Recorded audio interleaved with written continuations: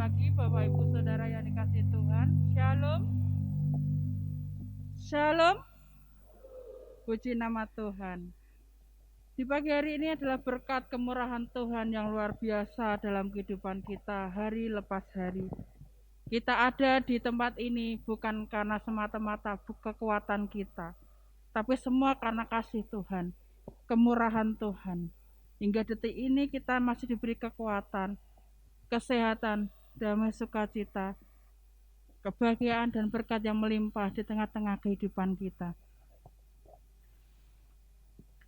Kita akan mulai ibadah kita di minggu pagi hari ini dengan kita mengangkat satu pujian berkat kemurahan-Mu.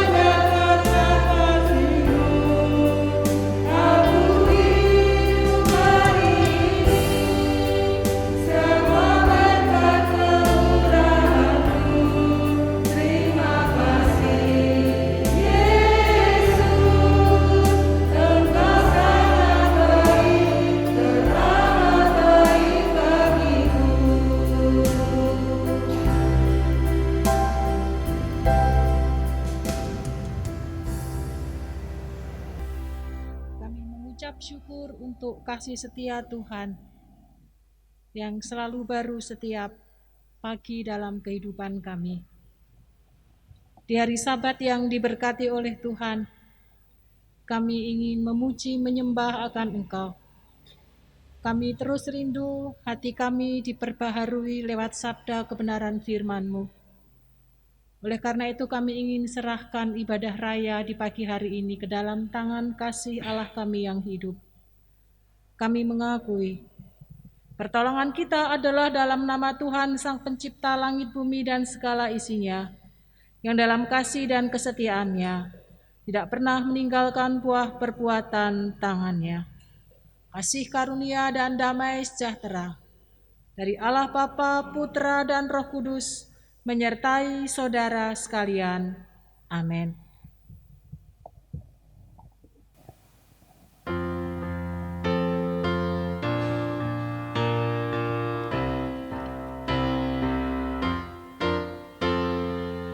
Ku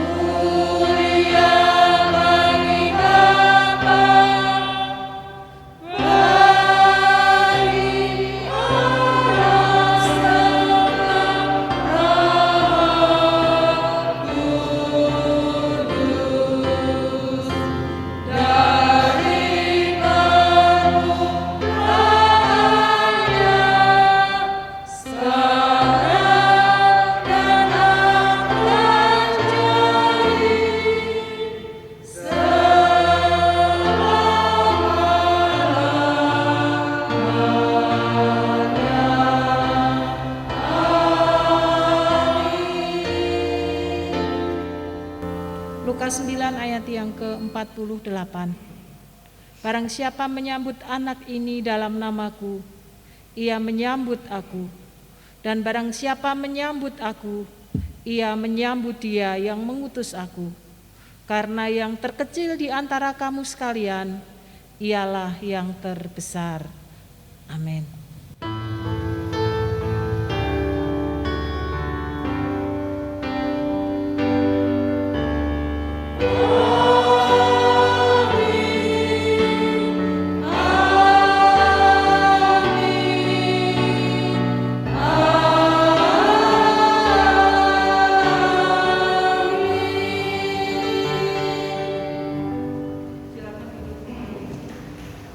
Bapak Ibu yang dikasihi Tuhan, ada saatnya Tuhan izinkan itu terjadi dalam kehidupan ini untuk mendidik, membimbing kita untuk naik level lagi.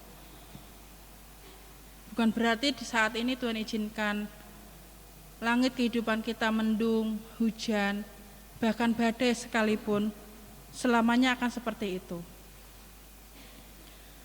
Tuhan mengizinkan hal-hal seperti itu, Tuhan tahu kita pasti mampu melaluinya, melewatinya. Satu hal yang kita percaya bahwa janji Tuhan adalah janjinya ya dan amin. Kita percaya keajaiban Tuhan.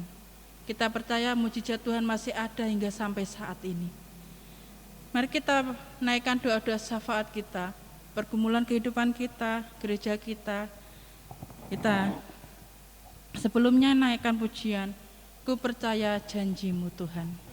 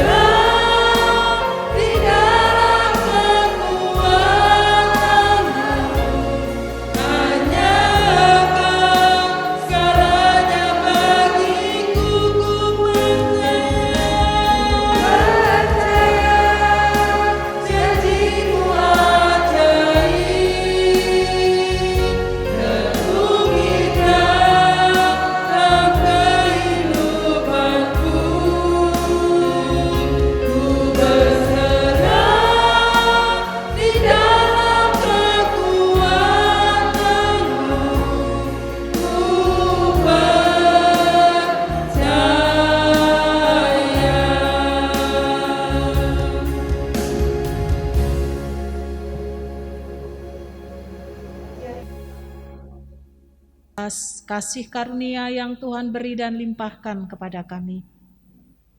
Kalau kami ada, kami bisa beribadah, itu karena kasih, kemurahan, dan berkat yang Tuhan beri kepada kami.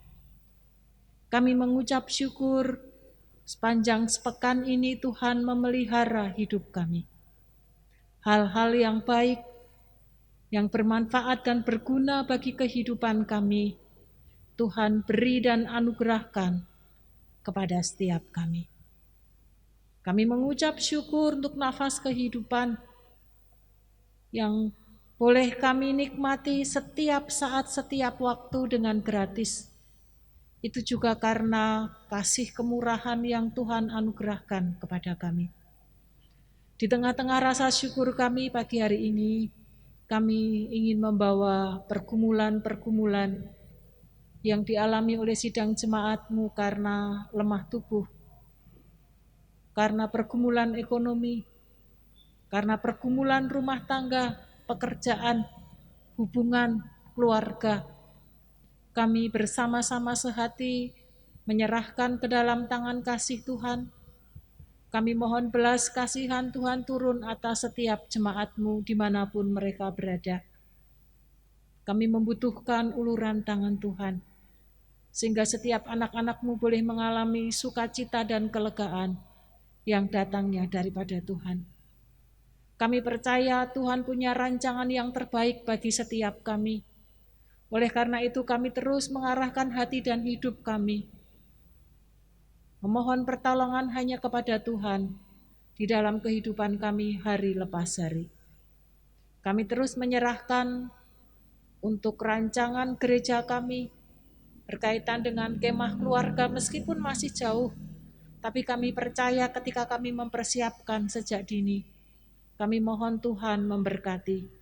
Kami akan melakukan apa yang menjadi bagian kami, dan selebihnya kami menyerahkan ke dalam tangan kasih-Mu.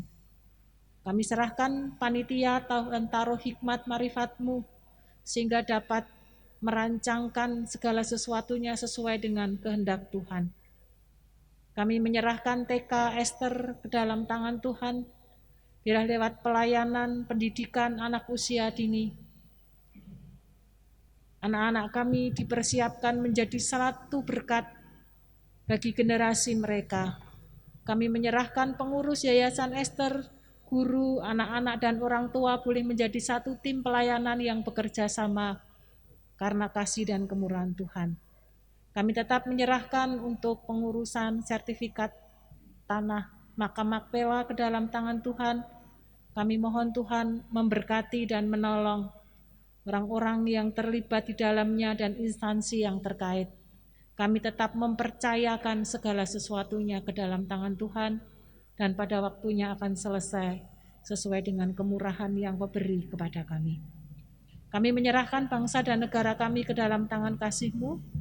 Terima kasih untuk vaksin yang terus boleh berlangsung, sehingga akan menolong kami, tubuh kami menjadi lebih baik, lebih sehat, sehingga wabah COVID dapat teratasi karena Tuhan yang menolong kami.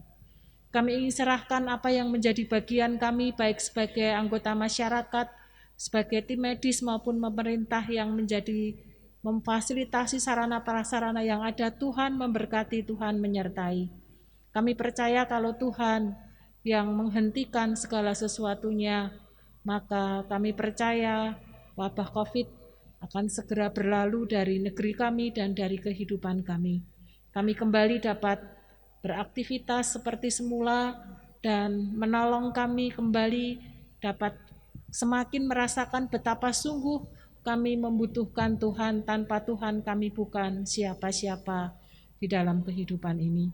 Tuhan memberkati untuk tim medis, Tuhan juga memberkati untuk saudara-saudara kami yang Tuhan izinkan terpapar, agar mereka juga boleh mengalami pemulihan yang datangnya daripada Tuhan sendiri. Pagi ini kami juga menyerahkan kota kecamatan Bangsri ke dalam tangan kasih-Mu. Kami mohon berkat atas kota ini dan Kabupaten Jepara, agar kami lewat pekerjaan kami diberkati, lewat aktivitas yang kami lakukan nama Tuhan dipermuliakan, terus Injil diwartakan, sehingga banyak orang yang mendapatkan anugerah keselamatan yang datangnya daripada Tuhan. Kami juga menyerahkan setiap kami yang hadir maupun mereka yang melihat lewat YouTube. Tuhan, Engkau melawat setiap kami pribadi lepas pribadi. Kami ingin serahkan setiap hamba-hambamu ini ke dalam tangan kasih-Mu. Kami percaya Tuhan punya rancangan yang sangat baik atas kehidupan kami. Bawa terus sidang jemaat-Mu masuk dalam hadirat Tuhan, mengerti dan mengenal akan kehendak Tuhan, peka akan suara Tuhan. Kami menyerahkan hidup kami ke dalam tangan kasih-Mu, Tuhan yang akan terus memelihara dan menolong kami. Kami mengucap syukur. Kami serahkan doa syafaat kami pagi hari ini ke dalam tangan Allah kami yang hidup, Tuhan kami Yesus Kristus. Amin. Seperti rusa yang haus akan sungai Tuhan, seperti itulah saat ini kita akan haus dan lapar akan kebenaran firman Tuhan. Mari kita siapkan hati kita untuk menerima akan kebenaran firman-Nya. Kita angkat pujian seperti rusa yang haus rindu aliran sungai-Mu.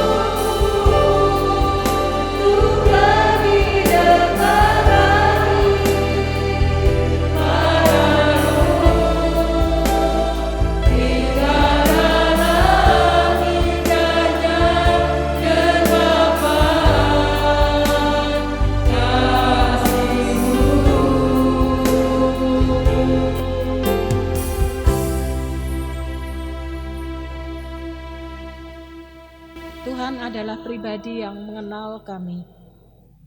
Bahkan ketika kami ada di dalam kandungan ibu kami, Tuhan sudah tahu dan merancangkan segala sesuatunya yang terbaik bagi kami.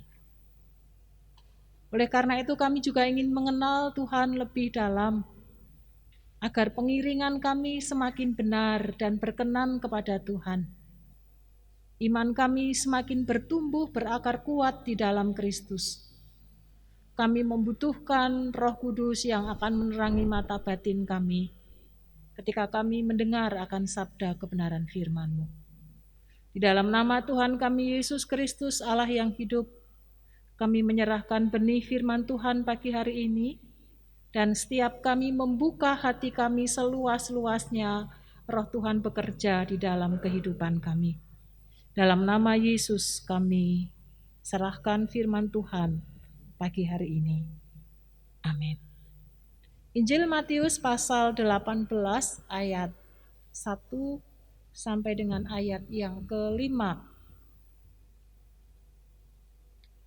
Demikian bunyi sabda firman Tuhan Matius pasal yang ke-18 ayat 1 sampai dengan ayat yang ke-5.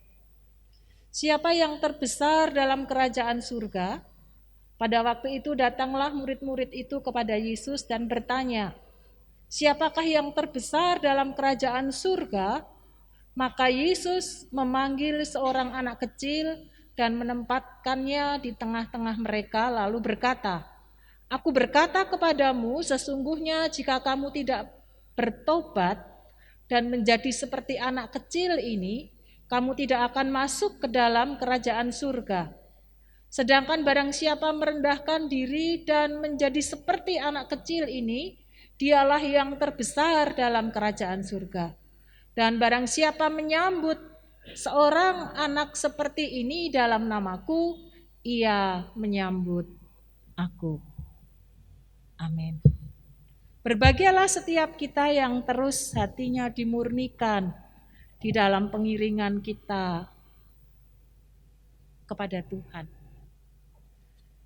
Di dalam pemberitahuan tentang penderitaan yang akan dialami oleh Tuhan Yesus yang kedua, dimulai pasal 17 ayat 22 sampai dengan pasal 20 ayat yang ke-16, maka lebih banyak membahas bagaimana kita harus hidup sebagai orang percaya berdampingan dengan orang-orang yang lain. Kalau dalam penderitaan yang pertama, bagaimana pentingnya iman, sesuatu yang mendasar yang harus kita miliki di dalam pengiringan kita kepada Tuhan, agar ketika nanti Tuhan meninggalkan, maka umat sudah memiliki dasar iman yang kuat. Tetapi bagian yang kedua ini, sebagai manusia sosial, kita tidak bisa tidak hidup berdampingan dengan orang lain.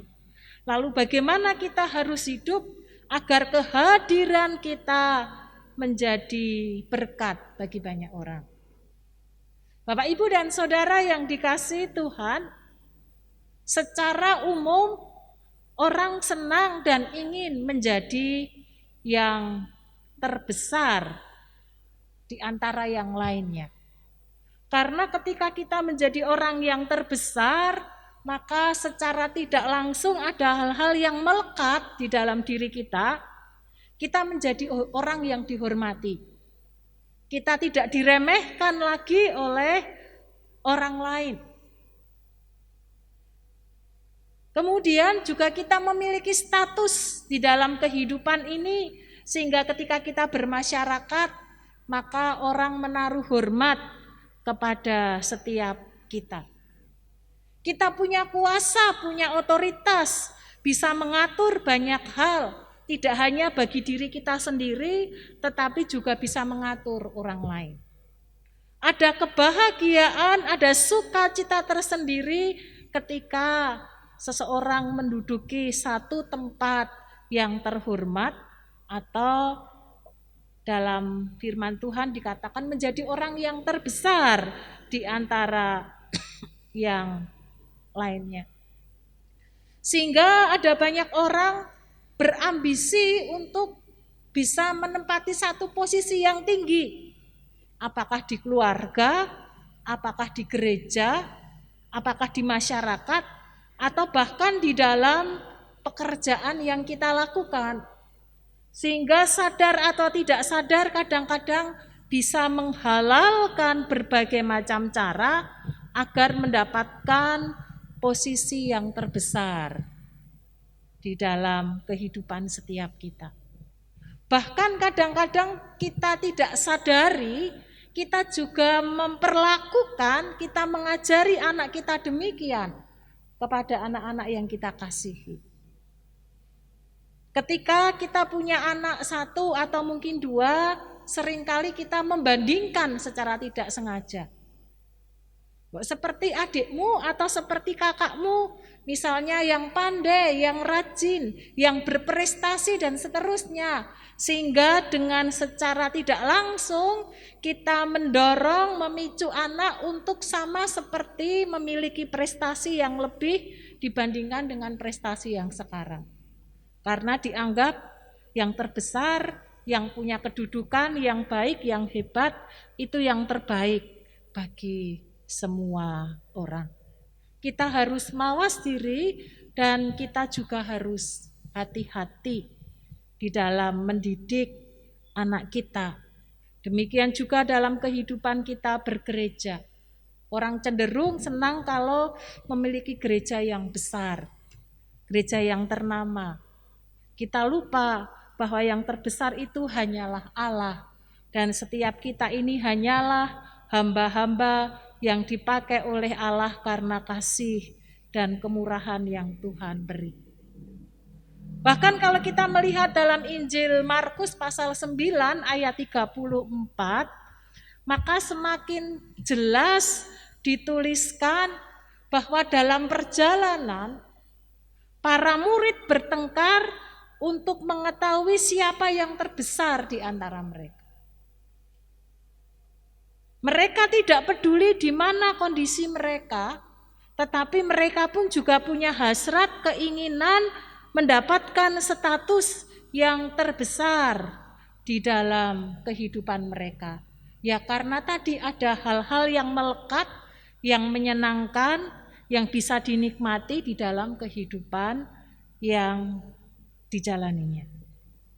Lalu kemudian Tuhan Yesus memberi jawab kepada mereka, tidak hanya sekedar bagaimana mereka menjadi yang terbesar di dalam kerajaan surga atau kerajaan Allah, tetapi Tuhan juga memberikan jawaban yang mendasar, yang penting di dalam kehidupan setiap kita. Lalu Tuhan memanggil seorang anak kecil di dalam pangkuannya, lalu mulai memberikan penjelasan. Siapa yang tidak hanya sekedar yang terbesar, tetapi agar bisa masuk ke dalam kerajaan Allah. Orang yang bisa masuk kerajaan Allah berarti adalah orang yang terselamatkan, yang mendapatkan kasih karunia anugerah keselamatan yang datangnya daripada Tuhan. Apakah kita sudah yakin bahwa ketika kita dipanggil oleh Tuhan, maka kita adalah orang-orang yang diselamatkan oleh Tuhan? Itu penting.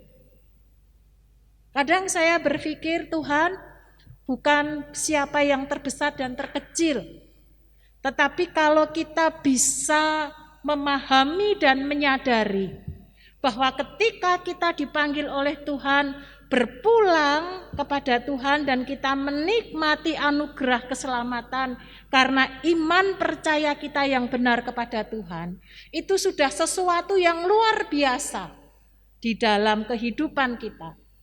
Dan kalaupun kita mendapatkan posisi siapa yang terbesar di dalam kerajaan surga, menurut saya itu hanya bonus yang Tuhan beri di dalam pengiringan kita kepada Tuhan. Tuhan memberi jawab yang mendasar. Yang pertama yaitu kita harus mengalami pertobatan.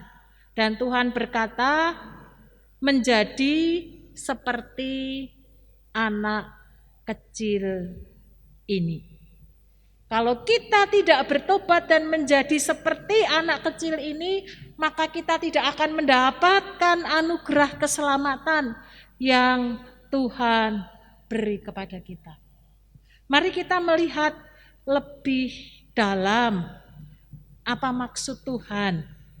Mengapa Tuhan justru mengubah, membalikkan dari sesuatu yang besar yang diharapkan, tetapi Tuhan memberi jawab lewat seseorang anak yang kecil, yang lemah, yang tidak berdaya. Justru disitulah letak anugerah keselamatan dan juga siapa ingin mencapai yang terbesar di dalam dirinya. Bertobat yaitu tidak hanya sekedar bahwa saya percaya kepada Tuhan. Tetapi ketika kita melihat dalam teks yang kita baca, yang dituliskan di dalam bahasa aslinya bukan menggunakan metanoia, tetapi menggunakan strafo, yang artinya berputar balik 180 derajat. Kita orang yang bertobat kepada Tuhan, maka kita harus putar balik, ganti haluan di dalam kehidupan setiap kita. Dulu hal-hal yang sifatnya duniawi yang kita pikirkan, hal-hal sifatnya duniawi yang kita kejar, hal-hal yang menyenangkan hati kita, yang kita ingin raih di dalam kehidupan ini, maka harus diputar haluan hati kita, pikiran kita, harus kita ubah, yaitu kita arahkan kepada Kristus. Hidup yang diarahkan kepada Kristus, maka kiblatnya, arahannya, bukan lagi hal-hal yang sifatnya duniawi, tetapi arahan hidup kita adalah bagaimana setiap kita bisa menjadi murid Tuhan Yesus yang baik di tengah-tengah kehidupan dunia yang kita jalani. Ini yang sulit, yang harus kita lakukan dan alami. Orang hidup di tengah-tengah dunia seringkali hati dan pikirannya, kiblatnya, arahannya, ya dunia ini itu akan mudah. Tetapi kita yang hidup di dalam dunia ini, mata, telinga, hati, komunikasi, semuanya berkaitan satu dengan yang lain dalam dunia ini. Tetapi hati dan pikiran kita harus kita arahkan, yang menjadi panutan, yang menjadi sudut pandang, fokus kehidupan kita adalah Kristus. Itu yang disebut dengan bertobat. Bagaimana Bapak, Ibu, dan Saudara? Apakah kita sungguh-sungguh mengalami pertobatan hidup ini? Atau jangan-jangan kita ini Kristen KTP? Saya sempat ngobrol sama seseorang anak pemuda, bukan jemaat kita. Dia berkata, saya sejak kecil Kristen karena memang keluarga Kristen. Tapi saya belum pernah mengalami apa itu yang namanya perjumpaan secara pribadi dengan Tuhan. Merasakan sendiri Tuhan ada, Tuhan hadir, Tuhan menolong di dalam kehidupannya. Dan dia berkata, saya sedang mencari dan mengejar sekarang, saya ingin mengalami itu. Sehingga iman di dalam Kristus bukan karena iman ya orang tua Kristen, lingkungan Kristen, sehingga menjadi orang Kristen dan pengikut Kristus. Tetapi bagaimana di dalam dirinya mengalami perjumpaan secara pribadi bersama dengan Kristus. Orang yang bertobat pasti ia akan mengalami satu perjumpaan hidup bersama dengan Tuhan. Kenapa? Karena dia berani mengubah arah hidup, Dia berani bertolak belakang dengan dunia kalau tidak ada sesuatu yang mempengaruhi hati dan pikirannya, pengalaman hidupnya, maka dia tidak akan berani mengambil langkah sikap untuk berbalik 180 derajat yang bertolak belakang dengan dunia ini. Lalu mengapa Tuhan berkata bertobat dan menjadi seperti anak kecil ini? Mengapa memberi gambaran ketika kita bertobat, maka hidup kita, perilaku kita diajak, digiring untuk belajar dari seorang anak. Atau bahasa Yunaninya itu paidion, karena memang di dalam Alkitab kita beberapa bahasa Yunani itu diartikan dengan kata yang sama, yaitu anak. Tetapi kalau kita melihat lebih dalam, maka kata paidion ini memiliki pengertian yaitu usia anak yang produktif, dalam arti dia sedang ingin-inginnya belajar, mudah untuk mencerna. Ada kerinduan banyak untuk belajar dari berbagai macam hal. Sekitar usia 7 sampai 14 atau mungkin 17 tahun. Di mana ketika anak itu ingin merindukan sesuatu untuk belajar, maka dia akan dengan mudah dapat untuk memahami dan melakukannya. Kita diajak bersama-sama agar kita menjadi orang-orang yang mau belajar seperti anak-anak. Dalam situasi dan kondisi apapun memiliki antusias yang besar untuk belajar. Meskipun mungkin usia kita sudah senior. Meskipun mungkin kita berkata pengalaman kita sudah banyak. Karena seringkali orang dewasa berkata bahwa saya sudah banyak makan garam, asam garam. Kehidupan ini saya punya pengalaman banyak sehingga tidak perlu belajar dari anak-anak. Pengetahuan saya sudah banyak karena saya belajar sampai dengan doktor, bahkan mungkin mendapat gelar profesor. Kadang-kadang orang dewasa menjadi orang yang sombong. Tetapi kita diajak belajar seperti anak-anak yang selalu ingin tahu bahwa saya tidak bisa, saya tidak mampu, tetapi saya ingin terus belajar di dalam kehidupan setiap kita. Orang yang bertobat adalah orang yang punya kehausan di dalam dirinya untuk terus-menerus semakin ingin belajar, mengenal, mengerti, dan pada akhirnya mengalami pengalaman Kristus di dalam hidupnya setiap hari, setiap saat di dalam perjalanan hidupnya. Itu orang-orang yang sungguh-sungguh mengalami pertobatan, dan ia pasti akan mengalami perjumpaan bersama dengan Tuhan Yesus. Yang kedua, Alkitab menuliskan Tuhan berkata bahwa mereka yang merendahkan diri. Bapak, Ibu, dan saudara yang dikasihi Tuhan, lawan dari merendahkan diri berarti dia tinggi hati atau sombong. Orang yang merendahkan diri itu dia merasa bahwa biasanya apakah berkaitan dengan status, dengan intelektual, dengan kekayaan, dengan apapun dia berkata aku tidak punya, aku tidak bisa, aku tidak mampu, sehingga kemudian ujung-ujungnya muncul orang yang minder.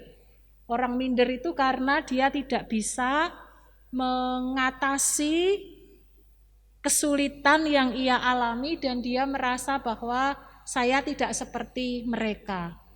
Saya bahkan di bawah mereka, sehingga membuat orang menjadi rendah diri. Orang yang merendahkan diri adalah orang yang menganggap bahwa saya ini tidak mampu kalau bukan Tuhan yang menolong, kalau bukan Tuhan yang memampukan setiap kita. Saya ini bukan siapa-siapa, kalau Tuhan tidak mengampuni dosa kita, maka kita tidak akan mendapatkan anugerah keselamatan yang Tuhan beri dan Tuhan anugerahkan. Hanya semata-mata karena kasih karunia Tuhan, sehingga orang yang merendahkan diri di hadapan Tuhan, maka mereka biasanya menjadi orang yang rendah hati. Meskipun ada label di dalam dirinya, dia kaya, dia cantik, dia tampan, pengetahuannya luas, wawasannya banyak, pergaulannya, hubungannya baik, tetapi dia tidak pernah membanggakan akan apa yang melekat di dalam dirinya, karena dia sadar kalau bukan Tuhan yang memberi, kalau bukan Tuhan yang menganugerahkan, maka semuanya adalah menjadi sia-sia. Orang yang rendah hati, maka ia akan rela melakukan apapun untuk menolong orang lain, bukan karena ia mampu dan dia bisa untuk menunjukkan kediriannya, tetapi karena ada kasih, ada belas kasihan yang dia ingin tunjukkan untuk menolong saudara-saudara lain yang lemah, agar mereka mendapatkan pertolongan dan kekuatan. Orang yang merasa lemah, yang merasa tidak berdaya di hadapan Tuhan, maka merekalah adalah orang-orang yang memiliki kerajaan surga dan mereka yang terbesar di dalam kerajaan surga. Kalau kita ingin menjadi yang terbesar, mari kita belajar merendahkan hati kita kepada Tuhan. Kita melakukan apa yang Tuhan mau, yang Tuhan kerjakan, sehingga Tuhan sendiri yang akan menempatkan kita, melayakkan setiap kita menjadi orang-orang yang berkenan kepada Tuhan. Lalu berikutnya, kemudian jangan dimanipulasi. Kayak orang memberi persembahan perpuluhan. Kalau kita memberikan persembahan perpuluhan atau persembahan syukur, maka Tuhan akan mengembalikan berlipat kali ganda. Jadi kayak sekedar pancingan. Kita memasukkan persembahan kita, amplop kita ke dalam kotak persembahan. Harapannya adalah Tuhan yang akan mengembalikan berkat itu ke dalam kehidupan kita. Maka itu seperti orang judi. Orang judi itu dia ingin mengeluarkan uang, tetapi harapannya uang itu akan kembali ke dalam dia berlipat kali ganda. Orang memberikan persembahan sebetulnya adalah rasa syukur yang besar karena Tuhan sudah memberkati. Kalau di kemudian hari Tuhan mengembalikan berlipat kali ganda, itu berkat tersendiri, bonus tersendiri bagi kehidupan setiap kita.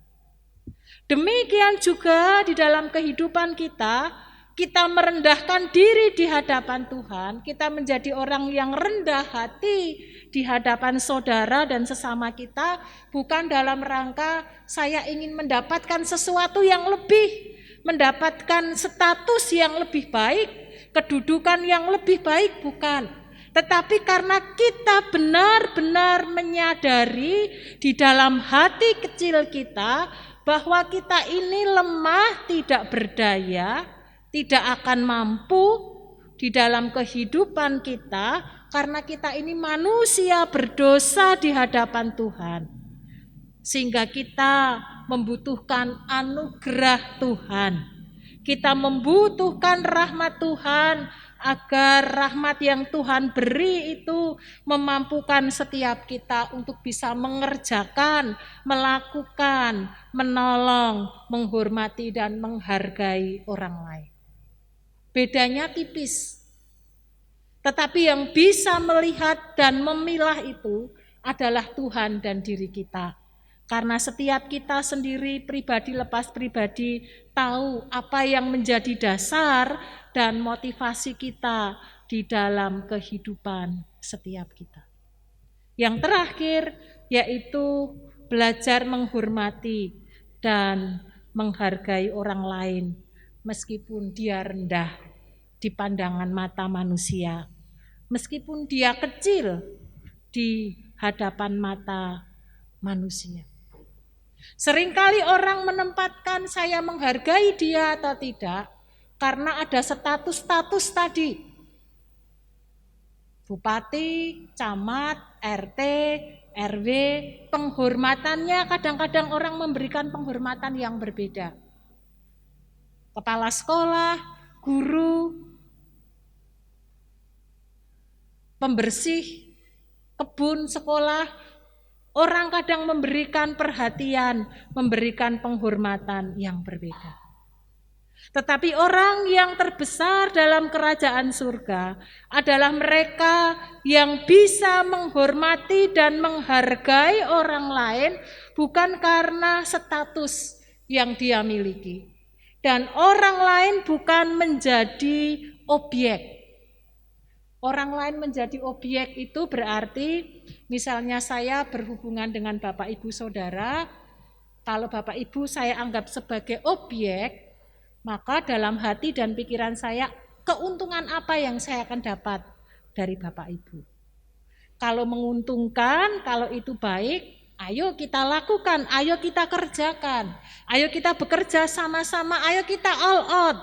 Tetapi kalau saya melihat di dalam perjanjian atau nanti perjalanan ke depan, saya tidak mendapatkan keuntungan apa-apa, saya justru mendapat kerugian yang banyak, maka saya akan mundur, saya tidak akan mau melakukan itu. Berarti orang lain dianggap sebagai objek penderita bagi setiap kita. Tetapi Tuhan mengajarkan kepada kita, orang-orang lain di sekitar kita, siapapun mereka, dia adalah subjek, kedudukannya sama di hadapan Tuhan.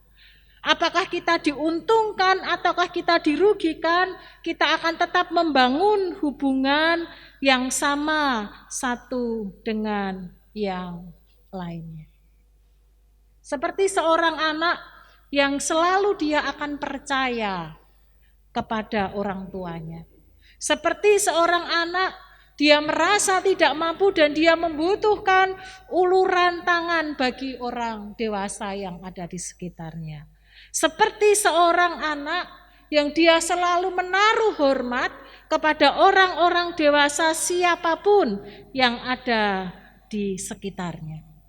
Itulah yang harus ditanamkan dan kita hidupi di tengah-tengah kita memasuki masa raya Paskah. Ketika kita memiliki pengharapan Kristus di dalam kehidupan setiap kita, mengubah hidup kita menjadi serupa seperti Kristus di dalam hidup yang Tuhan anugerahkan.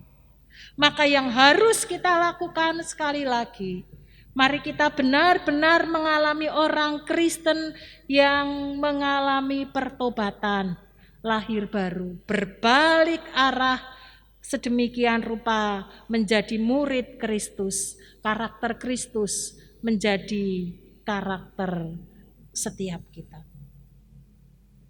Demikian juga di dalam kehidupan setiap kita pribadi lepas pribadi. Jika kita ingin menjadi yang terbesar di antara yang lain, maka yang kita lakukan justru kita belajar menjadi orang yang rendah hati. Orang yang bisa menghormati dan menghargai orang lain. Sehingga dengan demikian orang akan melihat Allah yang hadir di dalam kehidupan kita. Orang lain menjadi percaya karena kehadiran kita. Karena kita menganggap orang lain di sekitar kita, siapapun mereka adalah sebagai subjek sama-sama di hadapan Tuhan yang harus dihargai dan dihormati. Dan ketika kita melakukan itu, maka Tuhan dipermuliakan di dalam kehidupan setiap kita. Amin. Mari kita tundukkan kepala datang kepada Tuhan. Terima kasih Tuhan untuk sabda kebenaran firman-Mu yang memperbaharui batin kami. Kami mohon pengampunan-Mu kalau selama ini pertobatan tidak terjadi 100% di dalam hidup kami. Kiblat kami masih di dalam dua kaki, dunia ini dan Engkau. Ampuni kami. Hati kami menjadi mendua di dalam kehidupan kami, tidak sungguh-sungguh berfokus kepada Tuhan. Kami mohon pengampunan-Mu. Dan ajari kami dalam pengiringan kami, di dalam kehidupan kami bersama-sama bermasyarakat, dalam komunitas dimanapun Tuhan tempatkan. Ajarkan kami menjadi orang yang rendah hati. Kami dapat menempatkan orang lain siapapun mereka, memberi penghormatan yang tepat, sehingga kehadiran kami memancarkan kasih Kristus di dalam kehidupan yang Tuhan percayakan. Dan kami percaya ketika kami melakukan apa yang menjadi bagian kami, mungkin bagi dunia kami akan ditertawakan, kami dianggap remeh, kami bertolak belakang dengan dunia. Tetapi ketika kami sungguh-sungguh melakukan sabda firman-Mu dalam kehidupan kami sehari-hari, maka nama Tuhan yang dipermuliakan dan Tuhan akan memberkati setiap kami. Apa yang kami kerjakan akan dibuat Tuhan menjadi berhasil. Kami mengucap syukur untuk sabda dan firman-Mu di pagi hari ini dan mampukan kami tidak hanya sekedar menjadi pendengar yang baik, tetapi kami mulai memperbaharui batin kami di dalam Tuhan. Dalam nama Yesus Kristus kami mengucap syukur. Amin. Ada tambahan pengumuman Bapak Ibu, karena tadi malam saya di WA sama Dokter Umi, untuk Bapak Ibu yang lansia, yang umum, bisa mulai mendaftarkan untuk vaksin. Bapak Ibu bisa mendaftar di Puskesmas Bangsri dan menghubungi Bidan Desa Bangsri. Atau kalau Bapak Ibu kesulitan, gereja akan bantu. Kalau bisa hari ini Bapak Ibu bisa kirimkan fotokopi KTP, bisa dikirim lewat WA kepada saya, atau minta tolong nanti habis ibadah bilang Bu Pangati nanti tolong diambil fotokopi KTP, yaitu bagi Bapak Ibu yang usia senior, lansia, karena memang ini programnya diutamakan untuk yang senior atau lansia usia 60 tahun ke atas. Jadi kalau Bapak Ibu ingin divaksin untuk periode ini, Bapak Ibu bisa memberikan fotokopi KTP. Saya akan bantu untuk memasukkan dalam file dan hari ini juga nanti akan saya kirimkan kembali kepada bidan desa di Bangsri sehingga Bapak Ibu bisa terdaftar. Nanti kalau pas waktunya vaksin Bapak Ibu akan dihubungi karena di situ akan tertera nomor HP Bapak Ibu akan dihubungi oleh Puskesmas Bangsri. Kalau kurang jelas nanti bisa menghubungi saya. Terima kasih, Tuhan Yesus memberkati. Bapak Ibu jemaat yang dikasih Tuhan, kita akan memberikan persembahan pada Tuhan. Kita akan berikan saat kita pulang nanti, kita masukkan ke dalam kotak yang telah disediakan. Persembahan di minggu pagi ini ada 2 kotak persembahan, yaitu untuk gereja juga terkhusus untuk kemah keluarga. Landasan firman Tuhan di pagi hari ini untuk kita memberikan firman persembahan adalah Maleakhi 3 ayat yang ke-10. Bawalah seluruh persembahan persepuluhan itu ke dalam rumah perbendaharaan, supaya ada persediaan makanan di rumahku, dan ujilah aku, firman Tuhan semesta alam, apakah aku tidak membukakan bagimu tingkap-tingkap langit dan mencurahkan berkat kepadamu sampai berkelimpahan. Kita akan berdoa menyerahkan persembahan kita. Saya undang Bapak Ibu untuk bangkit berdiri.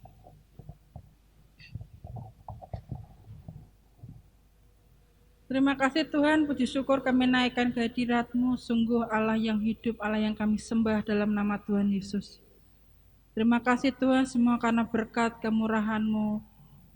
Inilah kehidupan kami, inilah berkat kami serahkan persembahan kami yang hidup di dalam Tuhan.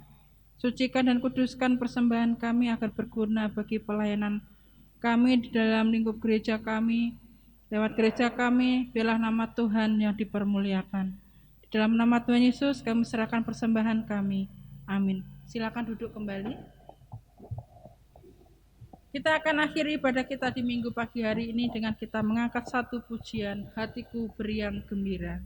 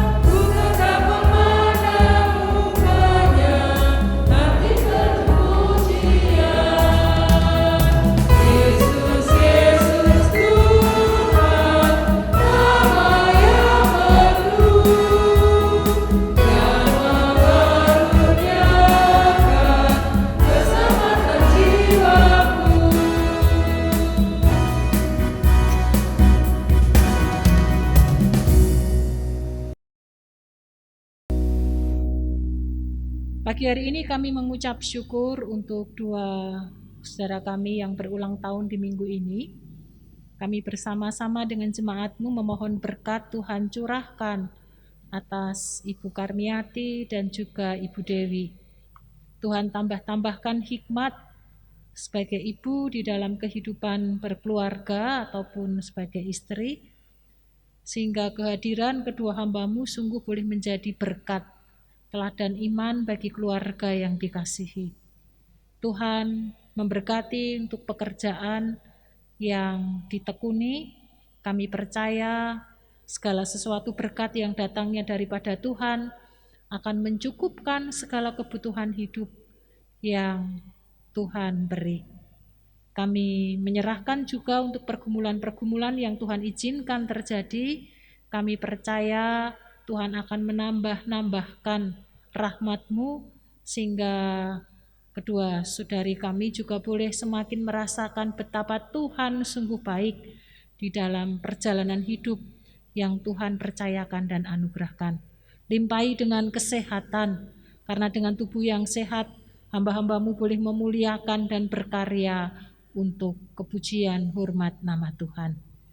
Kami mengucap syukur untuk ibadah yang boleh kami lalui sepanjang pagi ini. Kami mengucap syukur untuk hadirat Tuhan yang turun di tengah-tengah kami dan memberkati kami. Dan jika sebentar kami akan pulang meninggalkan tempat ini, kami mohon berkat Tuhan turun mengalir atas setiap hari kami, sehingga kami boleh menapaki sepanjang minggu ini dengan pertolongan dan berkat yang datangnya daripada Tuhan. Jemaat yang dikasihi Tuhan, arahkan hatimu dan terimalah berkat yang datangnya daripada Tuhan. Kasih karunia Tuhan kita Yesus Kristus, kasih Allah Bapa dan persekutuan di dalam Roh Kudus akan menyertai saudara-saudari sekalian sekarang dan sampai kedatangan Tuhan yang kedua kali. Amin.